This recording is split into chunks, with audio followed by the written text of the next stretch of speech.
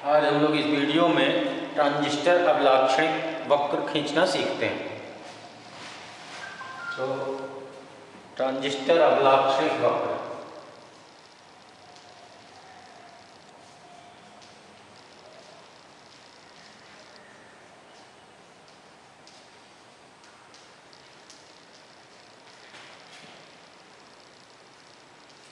Transistor characteristic curve सीखते हैं। तो ट्रांजिस्टर को किसी परिपथ में तीन प्रकार से विन्यस्त किया जा सकता है, यानी कॉन्फ़िगर किया जा सकता है। तो वो तीन प्रकार हैं। एक तो मान लीजिए एनपीएन ट्रांजिस्टर है, एनपीएन ट्रांजिस्टर। तो ये हो गया इसका बेस, ये हो गया संग्राहक और ये हो गया आपका एमीटर यानी उत्सर्जक। तो इसको हम लोग फॉरवर्ड बायसिंग रखते हैं, फॉरवर्ड बायसिंग। ये फॉरवर्ड बायसिंग हो गई। और इस तरफ की जो संधि होती है उसको रिवर्स बायसिंग रखा जाता है, रिवर्स बायसिंग। इस प्रकार से ट्रांजिस्टर को जोड़ा जा सकता है। इसको उभयनिष्ठ आधार बोला जाता है, उभयनिष्ठ आधार विन्यास, और भूसंपर्कित आधार विन्यास भी कहते हैं। इसको अगर पृथ्वी से जोड़ दिया जाए तो भूसंपर्कित आधार विन्यास कहते हैं। तो एक तरीका ये है। दूसरा तरीका ये है कि हम ट्रांजिस्टर को इसका सांकेतिक रूप में इस्तेमाल करेंगे। हम लोग ट्रांजिस्टर को हम इस तरह से भी जोड़ सकते हैं, बेस और ये एमीटर हो गया उत्सर्जक, और ये संग्राहक हो गया सी। इसको फिर से यहाँ पर फॉरवर्ड बायसिंग रखते हैं, फॉरवर्ड बायसिंग, और इधर ये रिवर्स बायसिंग होता है। अगर ये एनपीएन ट्रांजिस्टर है तो उत्सर्जक से इलेक्ट्रॉन आधारित की ओर आते हैं तो धारा इस तरह से बहती है। अब जैसे इसमें है तो धारा दिखाना चाहे तो दिखा सकते हैं। ये उत्सर्जक से कोटन इधर की ओर आते हैं तो करंट भी इधर को बहती है इस तरह से। और ये इलेक्ट्रॉन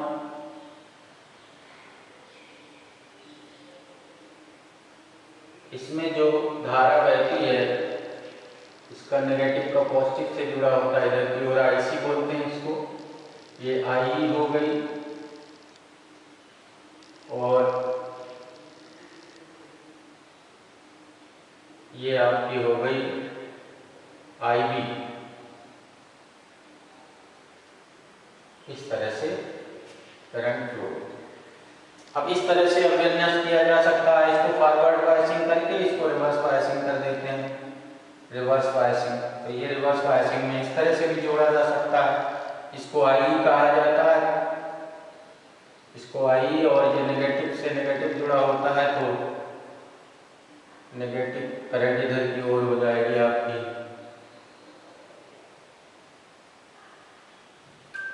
और ये रिवर्स बायसिंग होता है, पॉजिटिव से जुड़ा रहता है। तो इस तरह से पॉजिटिव ये ऊपर को रहेगी करंट, नेगेटिव वाला नेगेटिव पोर्शन से जुड़ा रहता है, एनपीएन। ये आईसी करंट कहलाती है।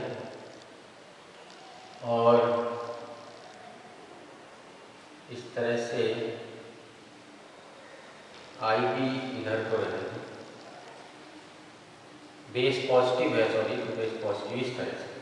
तो इसको बोलते हैं उभयनिष्ठ उत्सर्जक विन्यास, कॉमन एमीटर कॉन्फ़िगरेशन। इसको बोलते हैं कॉमन बेस कॉन्फ़िगरेशन। और इसी तरह से हम लोग तीसरा जो विन्यास है वह उभयनिष्ठ उत्सर्जक का है, तो उभयनिष्ठ संग्राहक का। यहाँ पर संग्राहक हो जाएगा सी, और यहाँ पर आ जाएगा ई उत्सर्जक, और ये आ जाता है बी। तो यहाँ पर हम लोग जो ये इनपुट सर्किट, इसको हमेशा फॉरवर्ड बायसिंग दिया जाता है, और इधर की ओर जो है इसको रिवर्स बायसिंग देते हैं, रिवर्स बायसिंग इस तरह से। अब एनपीएन है अगर, तो बेस से कोटर इसकी ओर जाएंगे, इस तरह से करंट बनेगी, ये आई कहलाती। और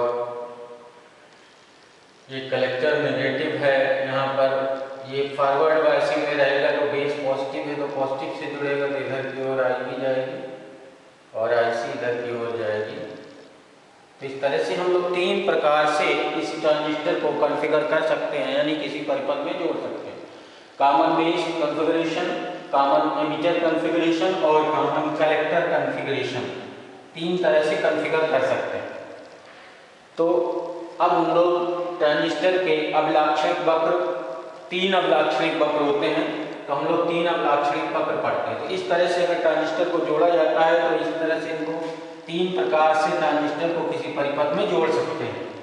common base configuration, common emitter configuration, common collector configuration. तो सबसे अधिक उपयोग में लाया जाने वाला जो परिपथ है वो कॉमन एमिटर कॉन्फ़िगरेशन है, तो हम लोग इसी को पढ़ेंगे अधिकतर, उन दोनों को कम पढ़ेंगे। तो हम लोग अब इसके बारे में हम लोग अध्ययन करते हैं कॉमन एमिटर कॉन्फ़िगरेशन के लिए। कॉमन एमिटर कॉन्फ़िगरेशन के लिए हम लोग अध्ययन करते हैं। तो जो अभिलाक्षणिक वक्र होते हैं वो 3 अभिलाक्षणिक वक्र होते हैं। तो पहले हम लोग पढ़ते हैं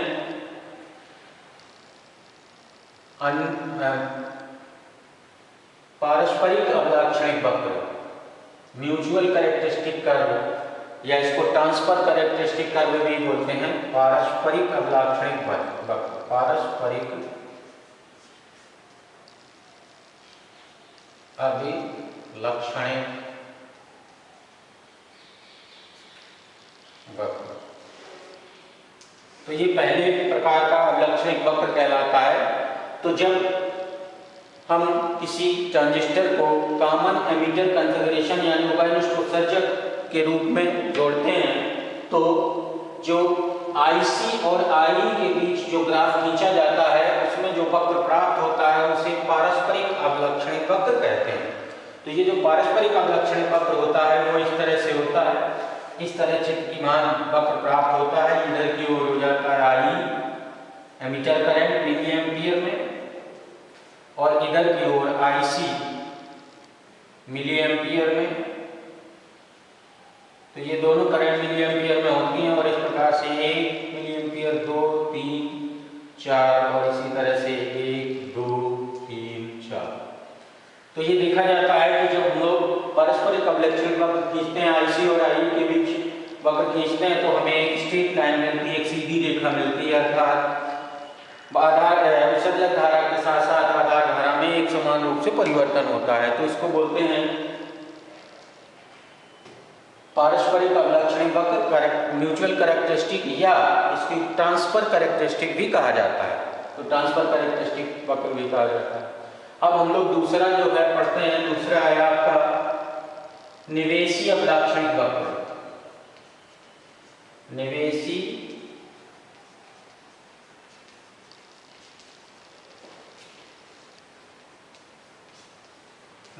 अभिलक्षणिक, निवेशी इनपुट कैरेक्टरिस्टिक कर्व। तो इनपुट कैरेक्टरिस्टिक कर्व को बनाने के लिए हम लोग NPN ट्रांजिस्टर का कॉमन एमिटर कॉन्फ़िगरेशन यानी उभयनिष्ठ उत्सर्जक विन्यास परिपथ बनाते हैं। तो उभयनिष्ठ उत्सर्जक विन्यास बनाने के लिए हम लोग इस तरह से NPN ट्रांजिस्टर लेते हैं, NPN ट्रांजिस्टर ले लेंगे और इसमें आधार हो जाएगा, इस तरफ को आधार हो गया, ये आपका एमिटर हो गया, ये करंट हो गई, ये करंट की डायरेक्शन हो गई, और इधर की ओर ये आपका संग्राहक C हो गया। अब इसको हम लोग एक एमीटर से जोड़ देते हैं, माइक्रो एमीटर से जोड़ देते हैं। तो माइक्रो एमीटर लगा दिया करंट पढ़ने के लिए, और यहाँ पर हम लोग एक रेजिस्टेंस जोड़ देते हैं जिसको हम लोग RB रेजिस्टेंस कहेंगे, जैसी कोई इनपुट रेजिस्टेंस भी कह सकते हैं। और यहाँ पर हम लोग वेरिएबल बैटरी लगाते हैं, जो इसका पॉजिटिव है टर्मिनल में, इसको पॉजिटिव से जोड़ देते हैं, पॉजिटिव से वेरिएबल बैटरी लगाकर इस तरह से ये वेरिएबल बैटरी है, इसको हम लोग VBB बैटरी कह सकते हैं। और इसके सिरों का जो वोल्टेज पढ़ना होता है उसके लिए वोल्टमीटर लगा दिया जाता है, जिसको जो VBE रीडिंग देगा, VBE रीडिंग देगा, इस तरह से जोड़ देते हैं। अब इसमें करंट जो IB होती है, इस तरफ को करंट बहती है IB यहाँ पर हम लोग लिख सकते हैं, और इसको हम लोग कॉमन कर देते हैं दोनों परिपथों में। इसको निवेशी परिपथ कहा जाता है, निर्गत परिपथ कहा जाता है। तो इसमें भी एक हम लोग एमीटर लगा लेते हैं, एमीटर लगाते हैं। एमीटर का मतलब हुआ मिली एमीटर लगाते हैं, मिली एमीटर। अब इसको हम लोग यहाँ पर एक रजिस्टर जोड़ लेते हैं जिसको हम लोग आरसी या आरओ भी कह सकते हैं, और इसको हम लोग उत्क्रम अवनत रखते हैं। उत्क्रम अवनत के लिए वेरिएबल वाई लगा लेते हैं। तो ये नेगेटिव है तो इसको पॉजिटिव से जोड़ दिया जाता है इस तरह से। ये वेरिएबल वाई लगा लेते हैं हम लोग, इसको हम लोग VCC बोलते हैं, VCC। और इसके सिरों का वोल्टेज पढ़ने के लिए वोल्टमीटर जोड़ लिया जाता है जिसका वोल्टेज होता है VCE। तो इस तरह का हम लोग फिगर बना लेते हैं निवेशीय अभिलाक्षणिक वक्र खींचने के लिए। अब निवेशीय अभिलाक्षणिक वक्र क्या होता है उसको समझिए जरा। तो जब हम लोग VCC को नियत रखकर, विभिन्न मानों पर नियत रखकर VBE और IB के बीच, VBE और IB के बीच ग्राफ खींचते हैं, तो ग्राफ में प्राप्त वक्र को उभयनिष्ठ उत्सर्जक विन्यास का निवेशीय अभिलाक्षणिक वक्र कहते हैं। तो ये है इसका निवेशीय अभिलाक्षणिक वक्र के बारे में। VCC के विभिन्न मानों पर जो बेस एमीटर का वोल्टेज को धीरे धीरे बढ़ाते जाते हैं और उसमें बहने वाली धारा इसको आधार धारा को पढ़ते जाते हैं और एक ग्राफ खींच लेते हैं। तो ग्राफ में जो वक्र प्राप्त होता है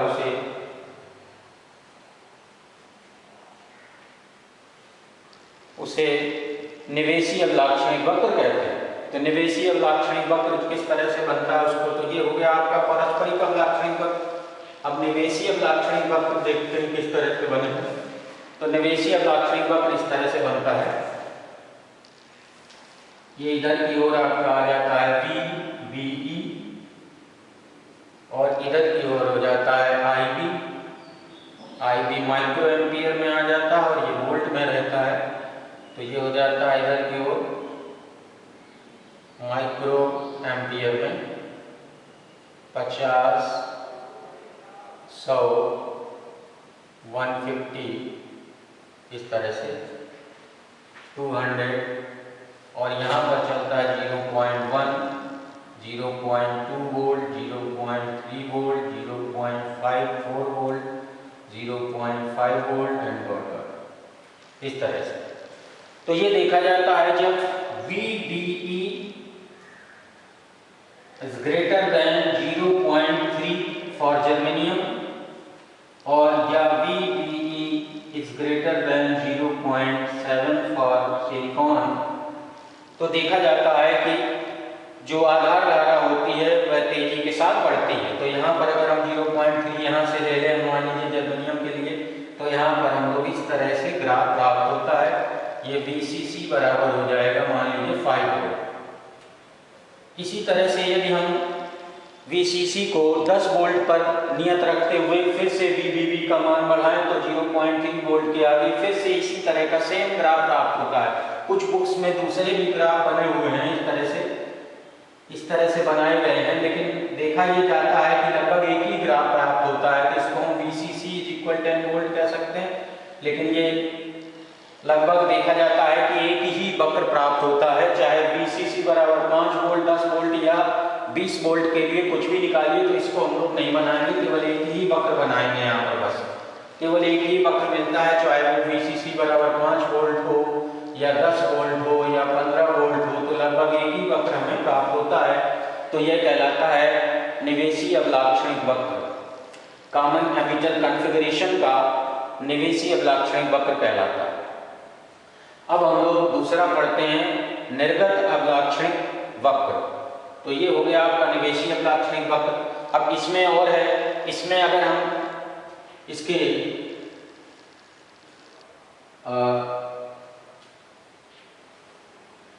इंटरनल रेजिस्टेंस अगर इसका देखना चाहें, निवेशी परिपथ का आंतरिक प्रतिरोध जो है, निवेशी परिपथ का आंतरिक प्रतिरोध जो होता है उसको हम लोग RI से लिख सकते हैं, इक्वल होता है delta VB upon delta IB। तो इस फार्मूले से हम लोग अब ये वेरिएबल रेजिस्टेंस होता है अर्थात अनोमी प्रतिरोध होता है। इसे ज्ञात करने के लिए इस वक्र पर कोई दो बिंदु ले लेते हैं, उनके संगत हम लोग डेल्टा वी भी निकाल लेते हैं इस तरह से करके, और इधर डेल्टा आई भी निकाल लेते हैं, और इस तरह से हमें उसका निवेशी परिपथ का जो प्रतिरोध होता है, जिसको हम लोग आर बी लिखे हैं या आर आई लिखिए, आर बी लिखिए चाहे आर आई लिखिए, इसकी गणना हम लोग कर लेते हैं। तो ये पोर्शन हो जाता है डेल्टा आई बी का, और ये पोर्शन हो जाता है डेल्टा वी बी ई का, इस तरह से। तो देखा जाए तो यदि हम इसकी प्रवणता देखें, इस वक्र की जो प्रवणता होगी, जो ढलान होगा, उसका व्युत्क्रम कहलाएगा, क्योंकि अगर थीटा बराबर यहाँ ले लें तो tan थीटा बराबर हो जाएगा delta I B upon tan theta बराबर हो जाएगा delta I B upon delta V B E.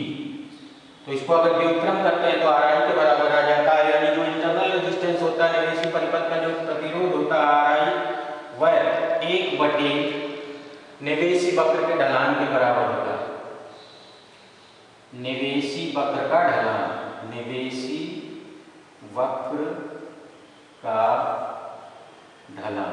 तो निवेशी वक्र के ढलान से हम इसका निवेशी परिपथ का प्रतिरोध ज्ञात कर सकते हैं, जो अनोमी होता है। तो इस तरह से हम लोग वक्र द्वारा हम लोग आर आई की गणना कर लेंगे। अब हम लोग पढ़ते हैं निर्गत अवलाक्षणिक वक्र। तीसरा है आपका निर्गत अवलाक्षणिक वक्र। निर्गत अभिलक्षणिक, अवलक्षणिक कहिए या अवलक्षणिक कहिए वक्र। Output characteristic curve. तो आउटपुट कैरेक्टरिस्टिक कर्व को पाने के लिए हम लोग आधार धारा को विभिन्न मानों पर नियत रखते हुए वोल्टेज वीसीसी और धारा आईसी के परीक्षणों को लेकर वीसीसी और आईसी के बीच एक ग्राफ खींच लेते हैं, जिसे निर्गत अवलाक्षणिक वक्र कहते हैं। कॉमन एमिटर कॉन्फ़िगरेशन का निर्गत अवलाक्षणिक वक्र कहते हैं। इसमें पीएनपी ट्रांजिस्टर भी यूज कर सकते हैं, तो चाहे एनपीएन का बनाइए चाहे पीएनपी का सेम है। तो इसमें हम लोग आधार धारा आईबी को नियत रखते हुए और वीसीसी तथा आईसी के बीच ग्राफ खींचते हैं। तो वीसीसी और आईसी के बीच ग्राफ इस तरह से प्राप्त होता है। तो ये आ जाएगा आपका वीसीई, यानी इसका जो वोल्टेज होता है उसके किनारों का वीसीई ले लीजिए, और वीसीई ये हो जाएगा आपका, और ये 5 volt, 10 volt, 15 volt, 20 volt and 25 volt, और इधर आ जाएगी आपके, ये हो जाएगी आईसी कलेक्टर यानी संग्राहक धारा। ये मिली एम्पियर में होती है, मिली एम्पियर में इस तरह से दिखेगा। तो ये देखा जाता है कि जब आईबी का मान शून्य रखा जाता है, यानी जब आधार धारा शून्य होती है, तो भी एक बहुत ही सूक्ष्म संग्राहक धारा प्रवाहित होती है। ये इस क्षेत्र को कटाव क्षेत्र कहा जाता है, निष्क्रिय क्षेत्र कहा जाता है, कटाव क्षेत्र कहा जाता है। कटाव को हिंदी में निषिद्ध क्षेत्र का कटाव क्षेत्र। इसी तरह से अब अगर हम ये आईबी बराबर 0 माइक्रो एम्पियर पर है, और अब अगर हम 50 माइक्रो एम्पियर पर खींचें तो देखा जाता है कि इस तरह से ग्राफ मिलता है, इस तरह से ग्राफ मिलता है, अर्थात आईबी बराबर 50 माइक्रो एम्पियर। इसी तरह से और आगे अगर हम देखें तो इस तरह से 100 आईबी बराबर 100 माइक्रो एम्पियर। तो आधार धारा को विभिन्न मानों पर नियत रखते हुए हम कई निर्गत अवलाक्षणिक वक्र इस तरह से प्राप्त कर सकते हैं, और इस तरह से आईबी बराबर 150 माइक्रो एम्पियर। तो इस तरह से आधार धारा को विभिन्न मानों पर नियत रखते हुए धीरे धीरे वीसीसी का मान बढ़ाते हैं और संग्राहक धारा पढ़ते जाते हैं। तो इस प्रकार से हमें वक्र प्राप्त हो जाते हैं, ये निर्गत अवलाक्षणिक वक्र कहते हैं।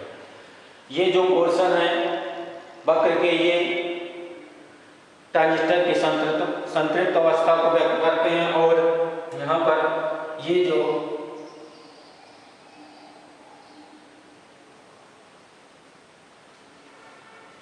इस क्षेत्र को सक्रिय अवस्था कहा जाता है। तो सक्रिय अवस्था में जैसे हम देख रहे हैं यहाँ पर, और जिस वोल्टेज पर आधार ये संग्रह धारा का मान बढ़ने लगता है, तेजी से बढ़ने लगता है, उस वोल्टेज को नी वोल्टेज कहा जाता है।